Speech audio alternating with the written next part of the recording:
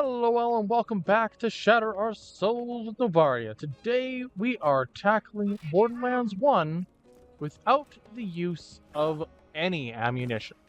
And as we have found in the last couple of videos, the first two bosses went down with some difficulty. This being we tackled Nine Toes, Bonehead, and Scar within the last two episodes. And at this point in time, the game actually opens up a lot, focusing in on allowing the player to go through and collect or do challenge missions to boost their character's level significantly for the duration of the rest of the game. Wow, I don't know what happened there. Anywho, so with that being the case, we can now focus in on beating most enemies and just trying to gear up for a future battle without having to worry about the repercussions as much. At least that's what I thought. This is Borderlands. Every enemy gets stronger as you do. The areas you can access become more varied, more wild, but you're pretty much doing the same thing now as we were doing 2 episodes ago. Fighting skags, beating bandits, and just trying to make it from A to B. Now, I will be the first to admit, there have been, and will be, a significant number of deaths in this run. And the reason behind that is pretty simplistic. I'm effectively running into most of these challenges head held high, but with zero range to speak of. Now, when in the past talked about certain characters being stronger than others in Borderlands, at least on a logical speaking, Brick was the one I put at the bottom. And it had nothing to do with his capabilities. I do believe that Brick is an incredibly powerful and versatile character. But when you're focusing on circumstances and choices and actions that focus exclusively on how fast you can get to your opponent and how quickly you can break them apart with your bare hands, well, that is an incredible strength check, shall you say, if you're doing this as a D&D style question marks or questions, then yeah, Brick is an undisputed behemoth on the battlefield. But the instant that you have wizards that can cast Fireball, his entire kit starts to fall apart a little bit. And I'm not saying this to say that he is bad, in fact, quite the opposite. I am simply stating that of the characters, his kit is the weakest in terms of what it can accomplish or should accomplish based on the in-game world. You have somebody who can effectively pass into another dimension and become invincible temporarily. You have a character who specializes in long and the absurdly long range with sniper rifles and single-shot revolvers. And you have a guy who is, bar none, the soldier class, who, if he ain't hitting ya, his turret sure is. He has options set aside, and while I don't necessarily believe that Roland is the strongest either, Brick, in my opinion, is the weakest of the four for what it is that he is intended to accomplish with what he has. But, as we will soon see, there are ways around that. But before we can really dig into that, there's a couple things that I gotta kind of touch in on. The first being what my goal is today. Today is exclusively about side quests. We want to get these done early so as to power up Brick as much as possible before the next main series of missions. Because, unfortunately, each boss going forward is going to be significantly stronger than what came before, to a degree. You're going to end up with Sledge being stronger than what I'll call Roid Rage. And you're going to have Roid Rage absolutely decimate what Bonehead could do. And Bonehead has already proven that he's significantly stronger than anything Nine Toes had to offer. And so, we need to keep Brick on the up and up. We need to keep him getting stronger every single chance we've got. And, lucky for us, we have a mission that is intended for just that. The Shock Crystal Harvest. Now, the Shock Crystal Harvest is one that every character should go through. This is a side mission which is meant to power up your character's primary damage dealing abilities. This being, in the case of Brick, his raw physical strength. In the case of Mordecai, it powers up Bloodwing. In the case of Roland, it powers up his turret. In the case of Lilith, it powers up her siren abilities. All 4 characters have something very potent and powerful that comes from this particular individual task.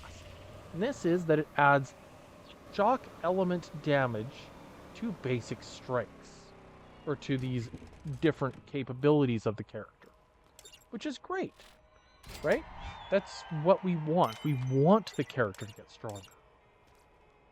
Shock element will mean that Brick will no longer have to worry as much about shields. Now, the 4 elements are, of course, explosive, shock, incendiary, and corrosion. And we do want him to have explosive damage. To be clear, he is the explosive expert. But if you were to put Brick versus, let's say, Mordecai or whomever, you're going to want to have him to be able to break through a shield quickly and efficiently.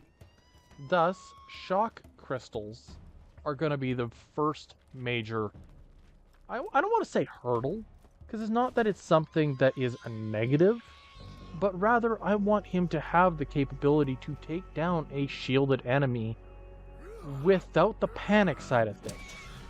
But not only will this increase the power of the character, it'll increase the damage output, like absolute base damage output, significantly if he gets the shock crystal. But more than that, it will also add a damage over time effect. Now, DOTs are no joke in RPGs.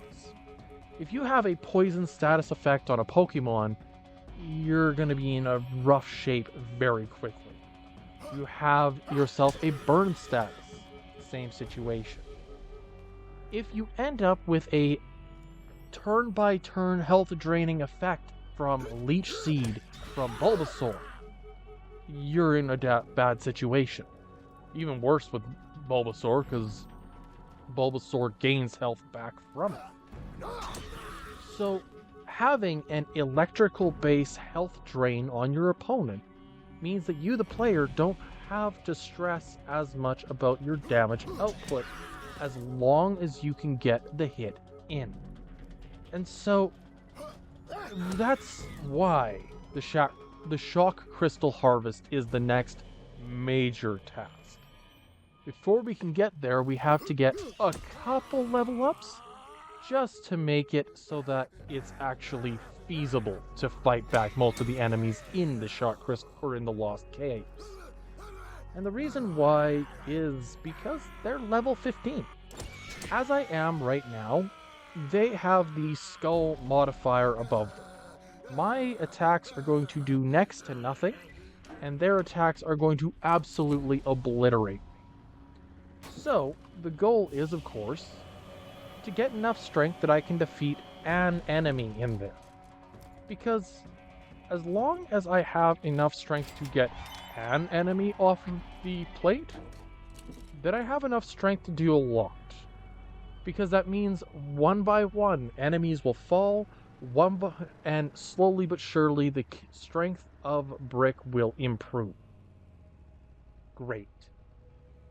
Now that we got that aspect out of there, we've gotten the flock out of here already, and we're going to start breaking wind. Man, they had some really weird titles and names for missions in this game. But breaking wind is effectively that the electrical systems around this area are all wind powered. And that's great. I love myself a little bit of wind-powered energy, anything. And that's a good thing. Wind power is fantastic. But we end up with this situation where we're going to have to defeat a number of opponents in rather short order. And these guys are slightly more powerful than what we've currently dealt with. They're not more powerful than, let's say, Bonehead, but they're powerful enough that you're going to need a little bit of TLC to beat them, so to speak, if you don't go about it the right way. So, we're going to enjoy getting a little bit of blood on the tires, and we are going to enjoy just letting them throw themselves to no avail at this behemoth of a car until it's safe enough for us to effectively jump out and fight them in a more, I suppose, neutral manner. Something that isn't gonna just be us running them over with a truck. It's gonna be more about how much can we actually deal with our hands. And that's pretty well where we're at. Now, a lot of this point in the game is actually very difficult. So, Borderlands 1 has what I consider to be a difficulty scaling issue. In the early game of Borderlands 1, it's meant to be rather easy. But you don't have a shield, you don't have necessarily the skills to use a gun proper. And I'm assuming from a brand new, you've never played the game before, the very early game is actually incredibly hard. Most people who are unfamiliar with this side of the game probably will never finish it. Most. But once you get to the point of Nine Toes being dead, you're being told how the difficulty of the game changes in the form of the levels of the enemies that you fight, the missions that you accomplish, etc. This is all meant to give you a better understanding of what the world and what the game of Borderlands is actually asking of the player.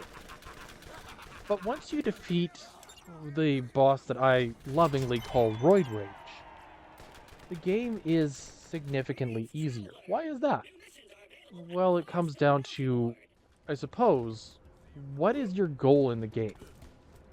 And if you're like me, your goal is to beat the game, but it's to get as strong as possible. You want to not be the guy who runs around like a chicken with his head cut off most of the time.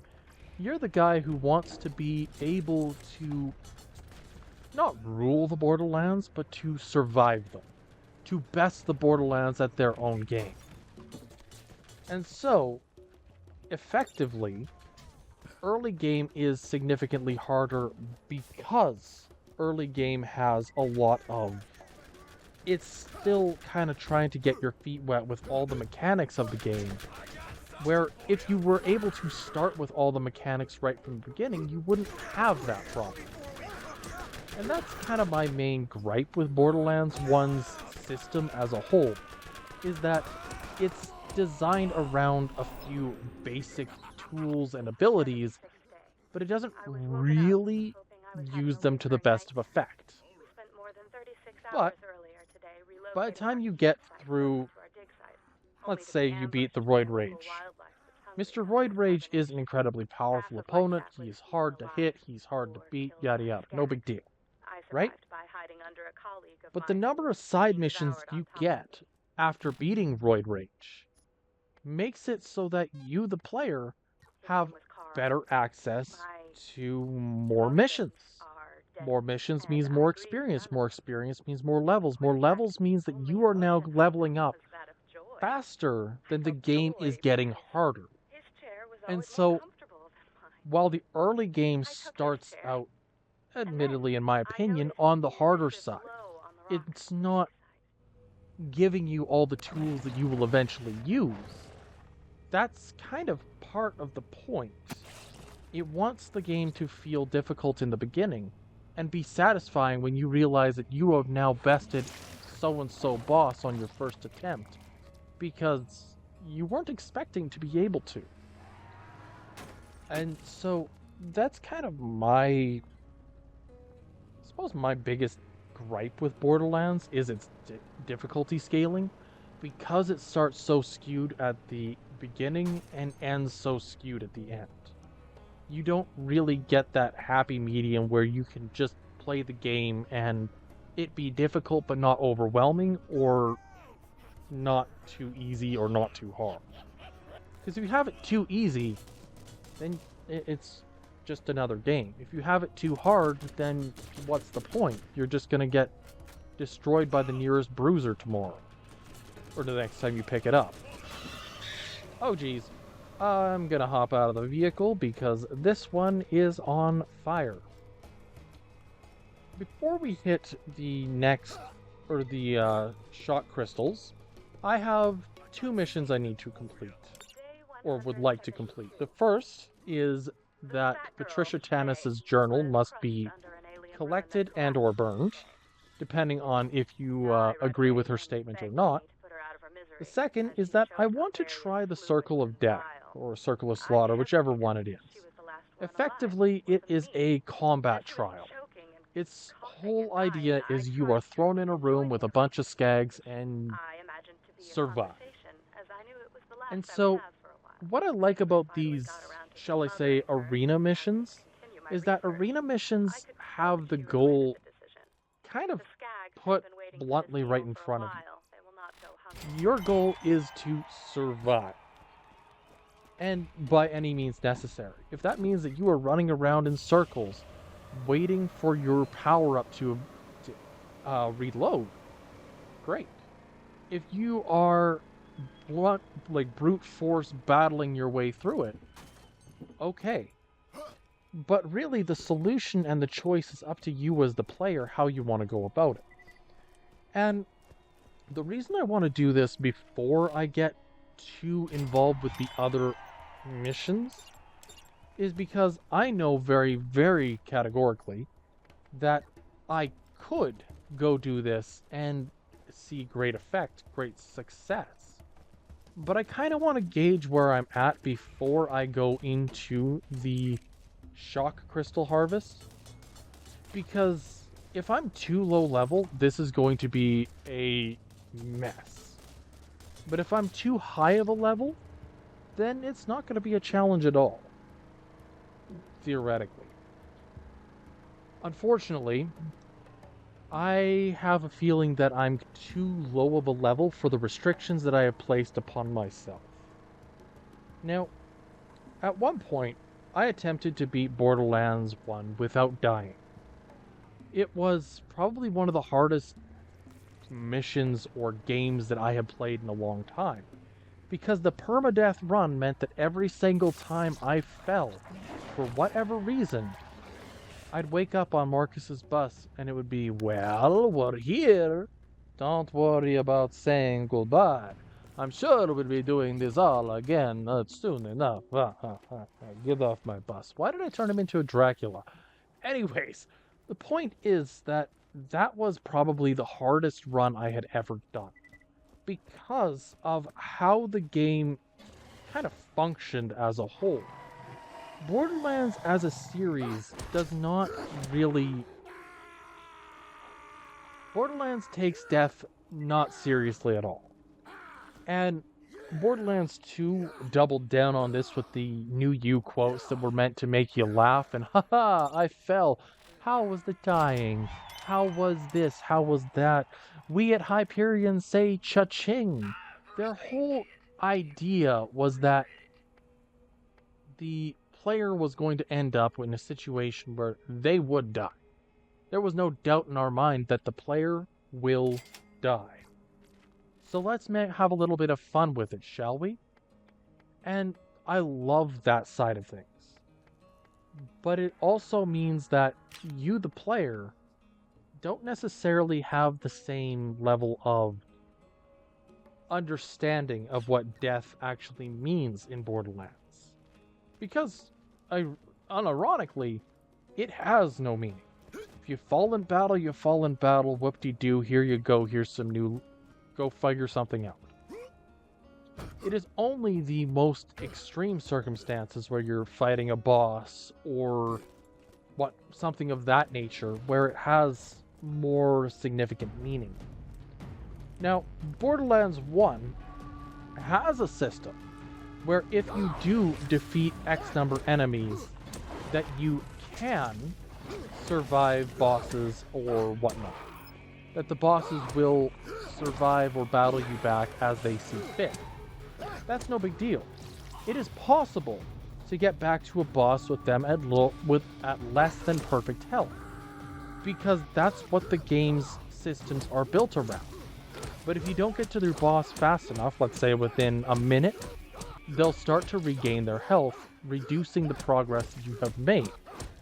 Now this is something that is going to come into play in the near future, where effectively bosses and enemies are going to have a chance to regain their health, have a chance to get stronger before fighting the player, because unironically, they want you to try to throw yourself at enemies.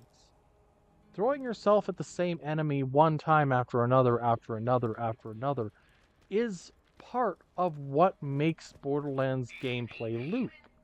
It's about, in some capacity, learning how the game functions, learning how the bosses react, what movements and actions are actually beneficial and which ones aren't.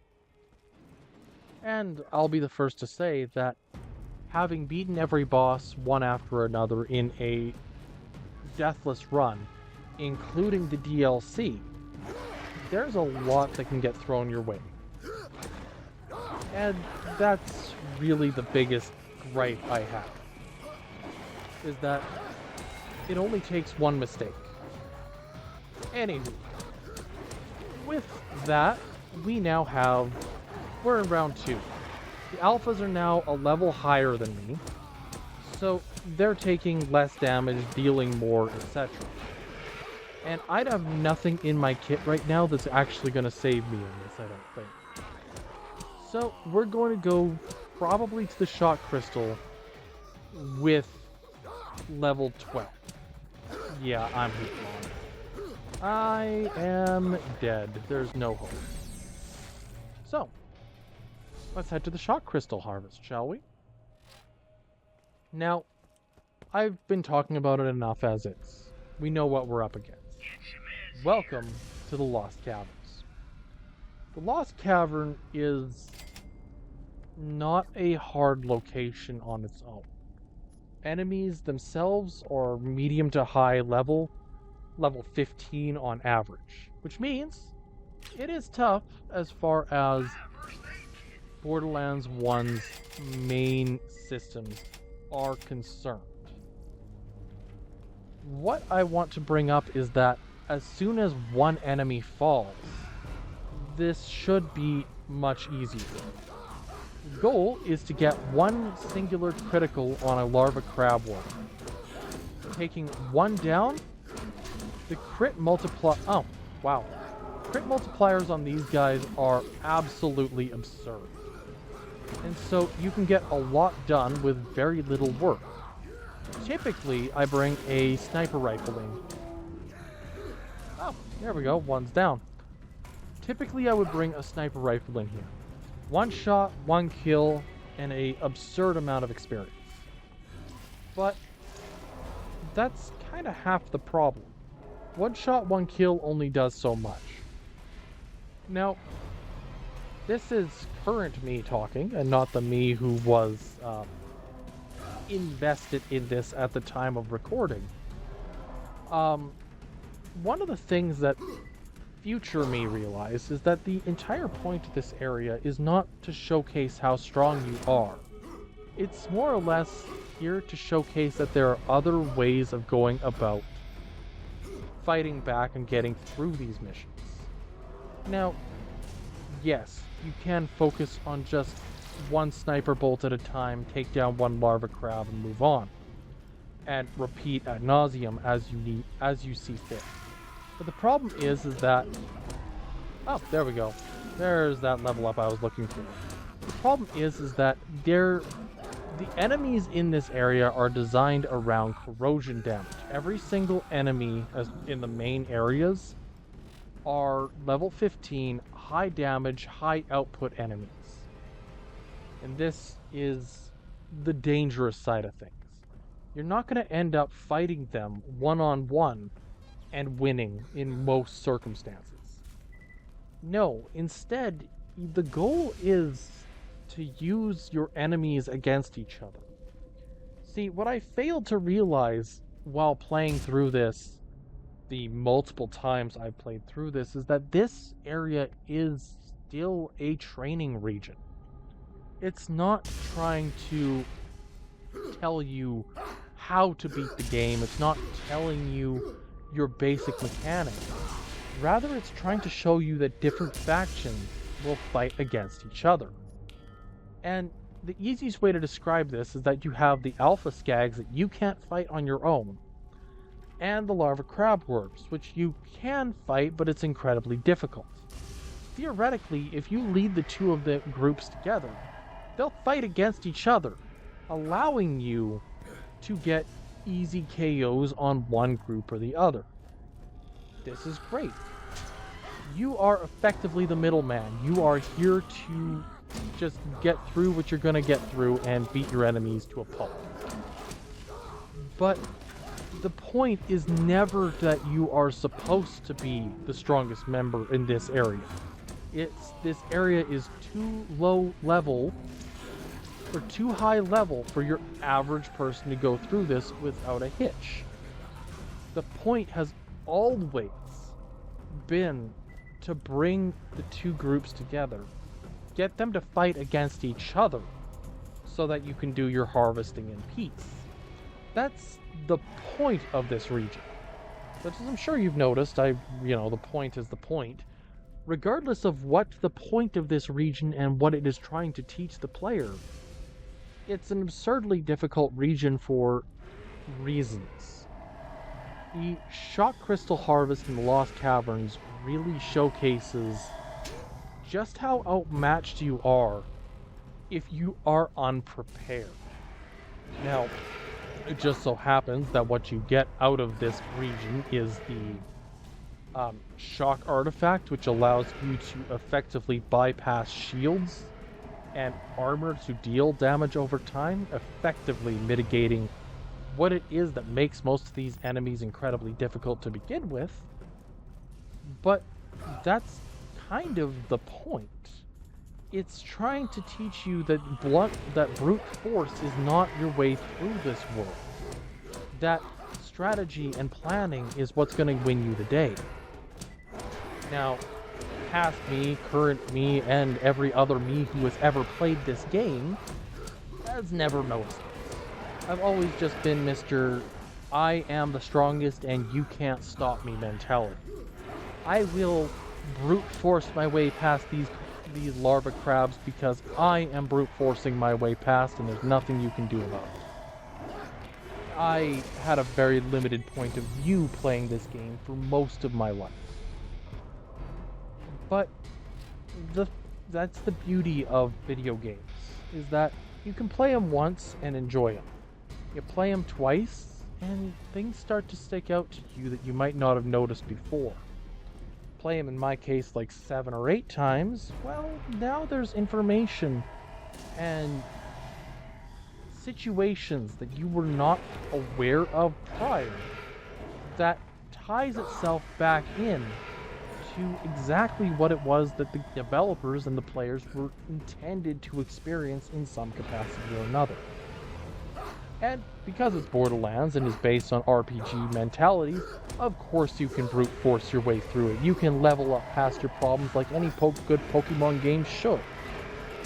But, regardless of that fact, leveling up past your problems does not make things easier in the short term. This is about applying logic and different approaches to solutions. Different approaches to problems and solutions so as to make things work out better. At least that's where I'm at right now, and maybe 6 months from now we'll have a different opinion. The reality is that any opinion formed can be changed if given the proper time and enough thought on it. Anywho, we're just gonna let these guys beat the crap out of each other while we let the Berserk mode load up again. And I'll be honest, I did not complete the Shot Crystal Harvest in one sitting. And so, the Shot Crystal Harvest, there's going to be a moment here where you're going to notice that there's almost like a glitch where I suddenly have an extra point. It is because I shut it down, I was frustrated, and booted back up about a week later, and the opening part of my run here had a corruption issue. I did not get good footage. Thankfully, only about 2 minutes.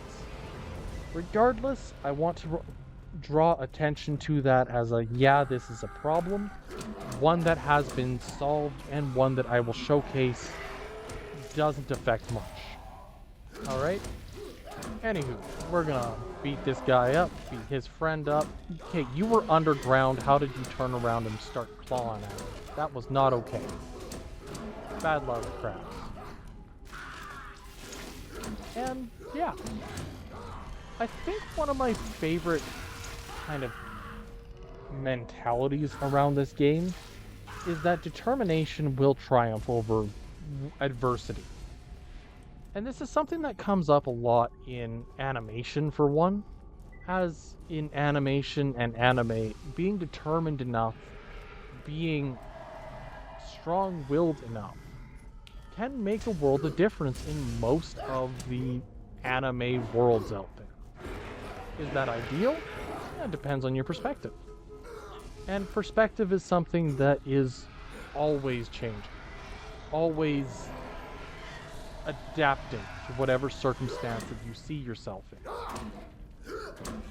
And we are, of course, fighting a couple skags, letting them beat each other up again. I want to try to get that really weak one there so that I can hopefully tackle a couple more side quests. Anyway, with the Lost Caverns as a whole, each of the 4 characters would have technically their own way of going about it. With Mordecai having the ability to use the sniper rifles, as well as Bloodwing, is a huge boon. The reality is that Bloodwing will actually bring something to this battle, in that Bloodwing is an incredibly high damage, high crit chance strike that does often defeat enemies in a single hit. This is something that I personally think is absolutely ridiculous about Bloodwing, and is something that I also personally enjoy about Bloodwing, is that it can do a lot with very little. The second side of it is that with the sniper rifles, as well as revolvers, larva crabs are going to be really easy to deal with at a distance. On top of that, you have the alphas, which have a very weird range. Theoretically, the first strike for Mordecai will just be, hey, I'm shooting and getting a crit hit, and enemies will come to fight against Mordecai. That's great. Mordecai can get through it without too much of an issue. Lilith would be more about getting their attention and getting out of it. She is less about fighting the opponents head on, and more about just luring them together. Her special ability would allow her to move faster than the larva crabs or the alpha skags rather handily. Ooh, that's a nice shield. I think I'll take that for myself, thanks. Effectively, Lilith's solution would be very similar to just run and gun. Get in, get them to attack each other, get out. Collect the shot crystals as you can, and hope that nothing else shows up to fight against you. And we know that it's possible, but each character is going to have either the brute force route, where they're going to take whatever weapon they have, or the more brainy approach. Brick's approach leaves a little bit to be desired because he is going to solve the problem with his bare hands. This is Brick we're talking about, of course he is.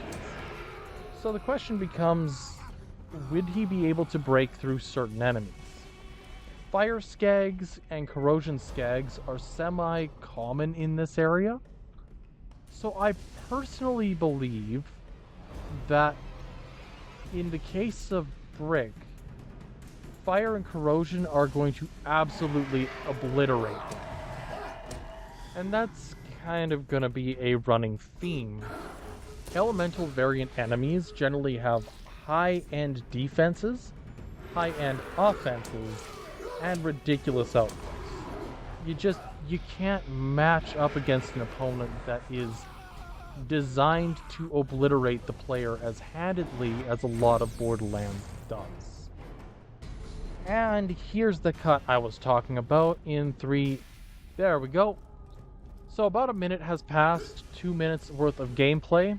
I signed out, signed back in, beat up a couple enemies, and we're kind of in the 3rd major area and have gained a level up. While we're here, I fired every bullet ever, except shots fired says 0. So there we go. We know for certain that I have not done anything to disgrace the no ammo challenge yet. Now, we are going to see a lot of smashing and punching enemies overall, but we're also going to see that enemies are going to get a lot easier from here on. And part of it is just that Brick is way more powerful at level 14 than 13, and that one level makes a huge difference.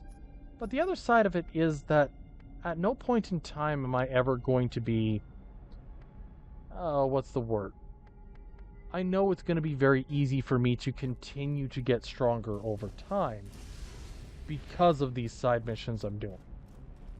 It just so happens that the shot crystal harvest is one of the most important ones overall. So, I mentioned corrosion skags and their capabilities, or flame skags. I think it was the flame skags.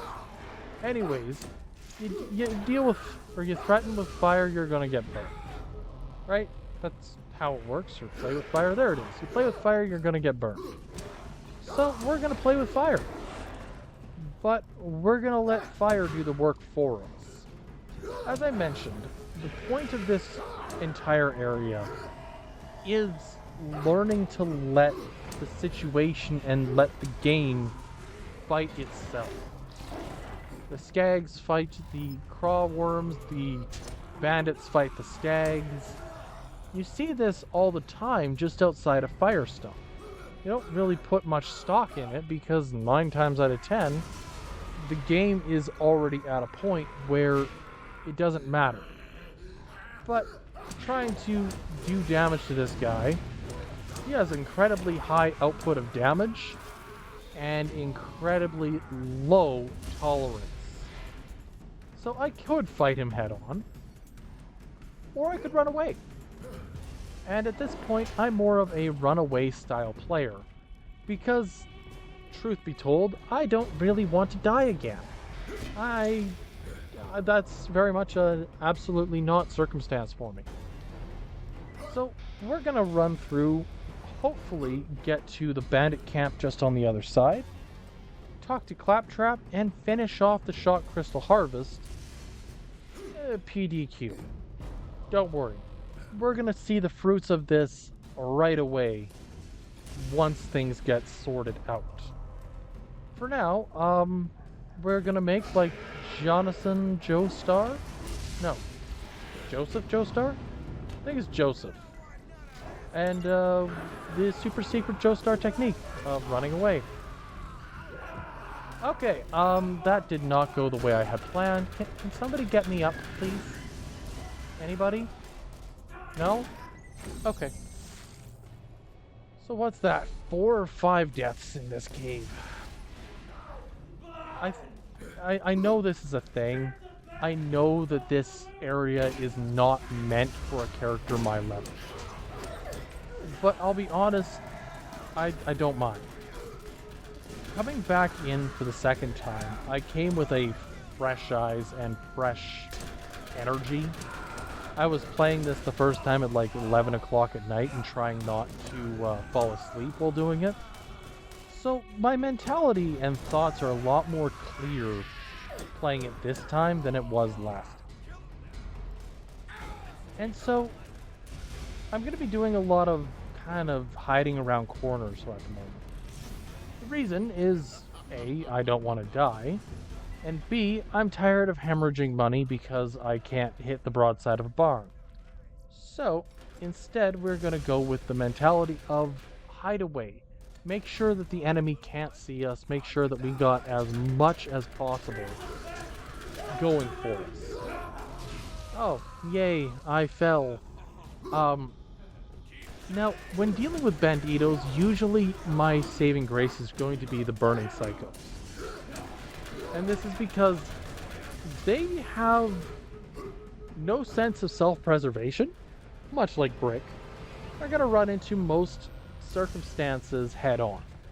This is wonderfully important for us, because if they run into most battles head-on, that means we can also utilize their strength or their drive and fight back while they have absolutely nothing to fight back with. At least that's what I'd like to say. And honestly, fighting back as quickly as I have been is showcasing just how powerful Brick has become.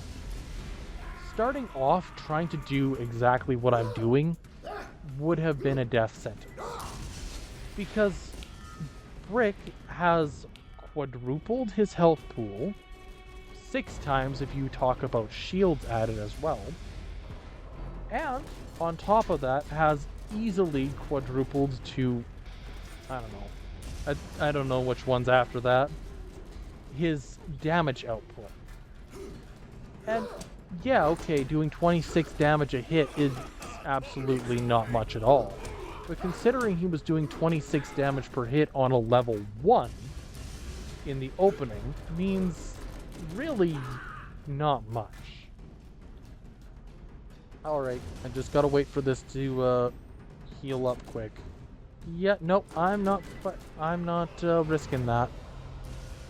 Just gotta wait for the ability. 3, 2, 1, and goodbye, Bruiser. Bruisers, as far as the bandits are concerned, are going to be the #1 problem. While they are slower and bulkier than most enemy types, they have a higher than average defense and higher than average offensive capabilities compared to most enemies we're going to see in Borderlands. So, Bruisers are going to be the big heavy hitter and the biggest problem going forward. Because unlike something like a Skag or a Spider Ant or whatever it ends up being, Bruisers have more, I don't want to say more at stake. They have more output. They can deal more damage to Brick than almost any other enemy type in the game. And they can withstand multiple critical Brick punches to the face without really flinching too much. Now, most players will just run straight at them with a SMG and, rat-a-tat and off you go, because their slow speed means you can get some ridiculous crit damage in a very short span of time. But we don't have that option.